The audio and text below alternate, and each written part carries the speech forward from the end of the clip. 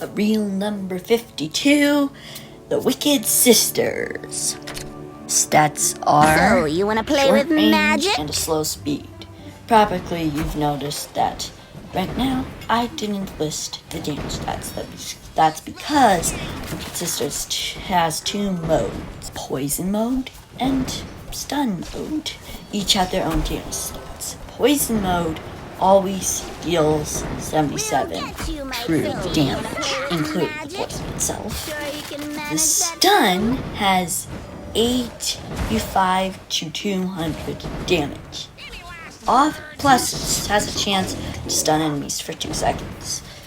Now, you may be thinking, why the heck would anyone choose poison damage as it has such a low damage? Mainly to deal with non-magic resistant enemies, but still, generally you want your stun since that does huge damage. The downside to it, besides being able to counter magic resistant enemies, is that why would you ever want a tower that deals 85 damage when you can have it deal 200 damage? The abilities are, for one, Frogification.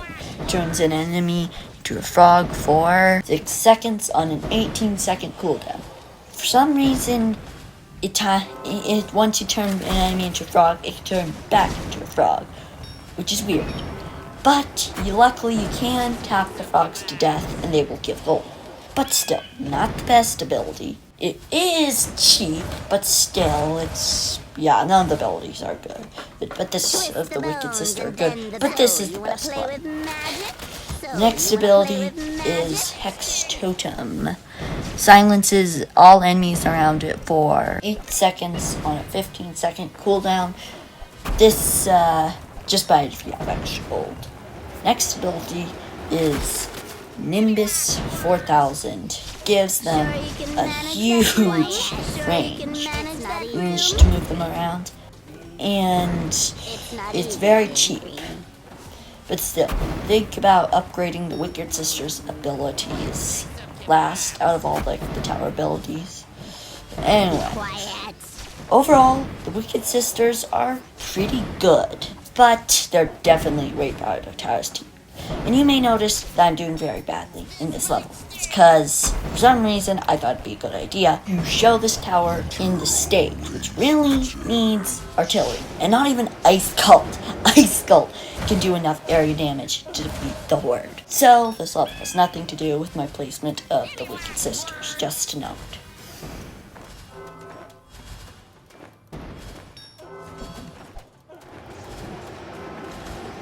Swish and flick. We'll get you, my pretty. Twist the bones and bend the back. Let's make some kebabs. So, you wanna play with magic?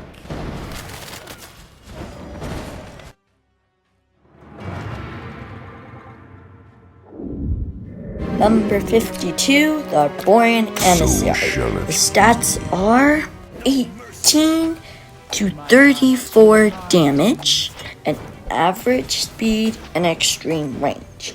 Now, every time it attacks, it makes the enemies that it hits receive 50% more damage. This is supposed to make up for the lack of actual damage, but it doesn't really since the damage is so low.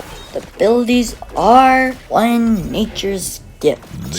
Summons Wisp that heal allies for 48 health for 6 seconds on a 16-second cooldown. This is pretty good, especially works best with skeletons and grim wraiths. Plus, it's really cheap. The second ability is Bramble Grasps. Summons brambles that grasp 8 enemies for 3 seconds and deals 40 true damage. Now, this isn't a true 40 true damage every second kind of thing, it's just impact, which makes this ability, not so good. It's pathetic compared to Rot of the Forest. Of course, almost anything's pathetic compared to that ability, but still. Overall, I think this tower is decent, especially works best with Eldritch Channelers, because they only deal a fraction of their damage at a time, and they struggle stacking up their damage. But the Borean Adversary's debuff makes that damage stronger. It also works good with the Elven Stargazers, as when the Elven Stargazer shoots its bolts across multiple enemies, the enemy will take more damage thanks to the debuff as well. But it doesn't have kill power itself, and that really drags it down for me. I can understand if anyone thinks that it's higher, as many people do, and as I said, I can understand that, but for me, I've never really found this tower very useful.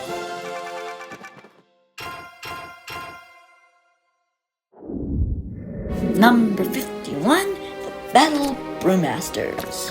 The stats are 63 to 95 damage, a very slow speed, and a long range.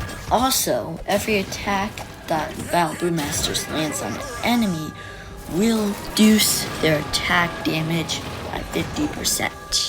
The damage for an artillery is pretty mediocre, although it is kind of helped by that damage reduction. Anyway, their abilities are 1. Auxiliar of Might. Summons a warrior that drinks powerful auxiliar and has these stats: 180 health, 48 to 72 attack damage, 12-second respawn time, and absolutely 0 armor. Damage is really good, but it is just physical damage, plus it has really low health. The warrior's name, by the way, is Halfdan the Blind. Next ability, and the powerfulest, is Bad Batch. It throws a poisonous barrel on the road, slowing and damaging enemies for 5 seconds, and then exploding, dealing 288 to 432 damage. Really, it's 302 to 452 damage, since the poison deals 20 damage, or damage for 5 seconds. Overall, this tower is pretty good, and the Bad Batch can pack a huge punch, pun not intended, but doesn't deal enough base damage, and has a mediocre second ability, and that lacks the power that the other towers coming up next have.